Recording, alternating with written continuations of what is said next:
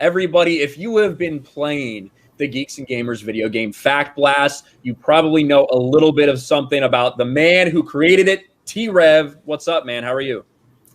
I'm great, Ryan. Thank you all very much for having me today. I've been a big fan of Geeks and Gamers for 3 years, and I'm excited to be here. Nice, awesome, man. And you know, as I said, you are the creator of Fact Blast, done all by yourself. And you kind of, from what I understand, you kind of surprised Jeremy when you reached out and just like, hey, just, you know, I've been working on this thing. Can you tell us a little bit about, you know, what inspired you to make it and kind of the process that it took to get where it is today? Yeah, absolutely. Real quick, first, I do want to just point out that I am the only one wearing a Star Wars shirt today, so I think that makes me the biggest Star Wars fan. And given some prequel era love. So yes, I'm a big prequel fanboy, and also I'm with the Separatists, in case you couldn't tell. Oh yeah, CIS. Nice. I've been accused of being a Confederate of sorts before, but 100% approve of the CIS. Great. So yeah, about Fact Blast, I became a big fan of Jeremy and Geeks and Gamers after The Last Jedi. I didn't like The Force Awakens, I didn't like The Last Jedi, and everybody on the internet was saying, wow, these movies are great, by the way, the prequels suck, and I just couldn't stand all the prequel hate, and then that kind of really drew me into Geeks and Gamers to becoming a big fan, and then I got the inspiration for the game from an old Angry Video Game Nerd video where he plays games that fans had made of him. And so I thought, you know, what if there was a game about Geeks and Gamers with Jeremy going around like he could fight the NPCs and throw facts at them? And I thought, you know, maybe I should give it a try. And there was a time I was like, man, I can't actually do this, can I? But then as I started to, you know, write the code and learn the framework and draw the images and animate things, I thought, you know, I think I could actually make this happen. And just kept at it, and obviously there are more details to it. It's kind of a long story, and it's incredible, man. I mean, when you sent me that email, you said, you know, Geeks and Gamers video game, and you added some things to it. You said, yeah, you know, develop this. Hope you take a look at it, and I clicked on it, and I couldn't believe it. It was amazing. And it's a lot of fun, and it's a challenging game too. It's a very challenging game. I know not a lot of people. There's a few people that have talking about the difficulty of the game, but I think the difficulty is great. I mean, Ryan, have you beat it yet? No, I can't get through the fucking factory, the NPC factory. Yeah, it's so frustrating. I got locked up at the NPC factory too. I'm happy that there's a challenge, because when I was playing it, I mean, I was very frustrated, but in a good way, because the challenge it's enough to keep you. It's not frustratingly bad to the point where it's not beatable, but it's definitely tough. But me, I'm sitting there going, this guy worked on this game for 2 years. I have to fucking beat the game that I'm the main character in. And I am going to upload that full footage for our premium members, but I was mad as hell, dude. But that final boss is difficult as hell. And what went into, and we won't give any spoilers about the final boss or anything like that, but what went into the process of just the difficulty level? Like, how do you as a developer, how do you manage that difficulty level? How did that process go? Yeah, well, I've been a big fan of side-scrolling platformers for a really long time. Donkey Kong Country was my thing growing up. By the way, I'm a DK main in Smash, and Mario, other like 2D indie games. And I always thought that a game is just better if you don't know which way on the spectrum to lean, too easy or too hard. I'd say too hard is better. Like, look at the game Donkey Kong Country Tropical Freeze. That game's really difficult. Very difficult. But you get your money's worth with that game. By the way, one of the most underrated games of all time, best soundtrack of all time.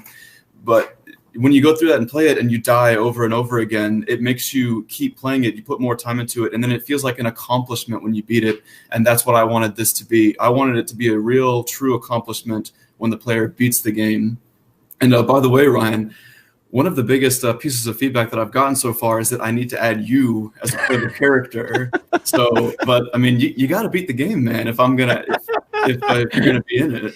Okay, well, all right. If it means I get to be in a video game too, then yeah, I'll get my ass on it and I will beat it. The thing that is nice about it is because it's not.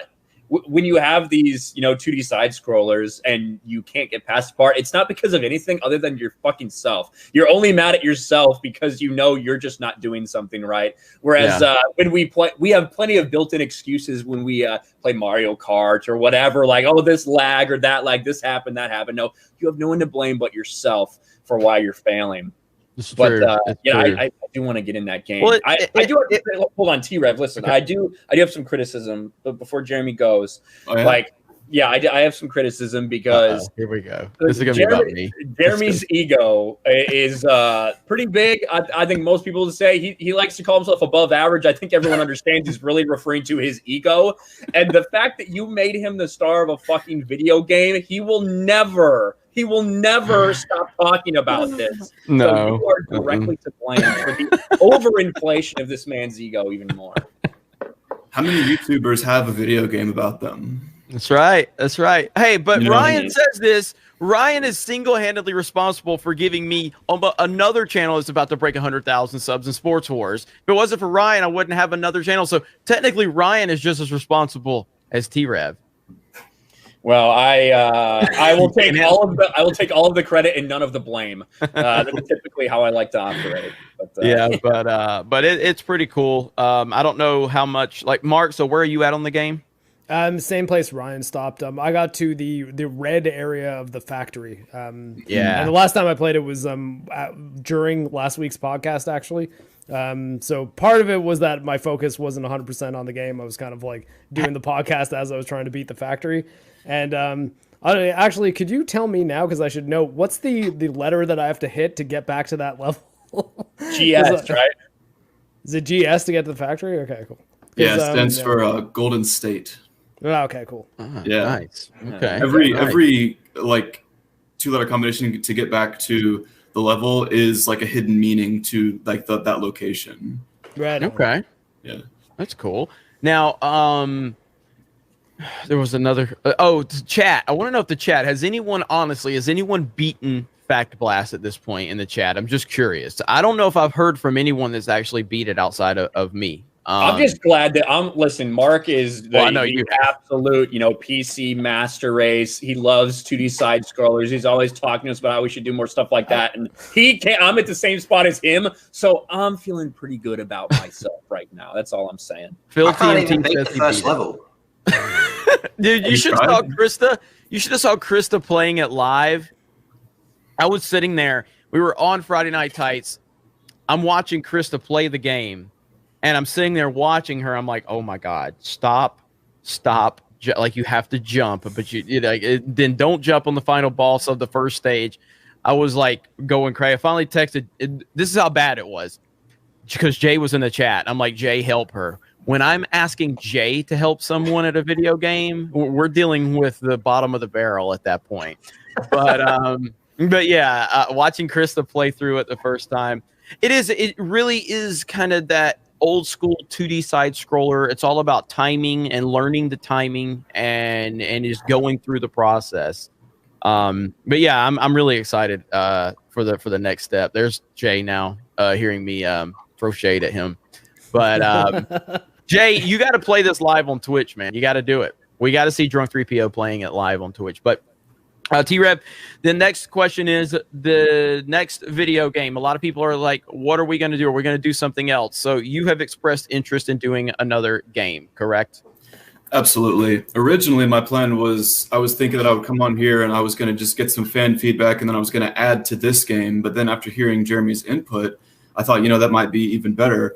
And by the way, Jeremy, I've already added something in. You said that you wanted the bosses to have life bars. Well, I don't know if you plan on. I don't really expect people to play a second time, but the bosses have life bars now. I went ahead and added that in. Nice. And that is what you awesome, said. Actually. Wait a minute. So, are you saying that you, as a developer, are listening to the feedback of people that are playing the game and then adding some of those to benefit the game? Wow, what an idea! What an idea!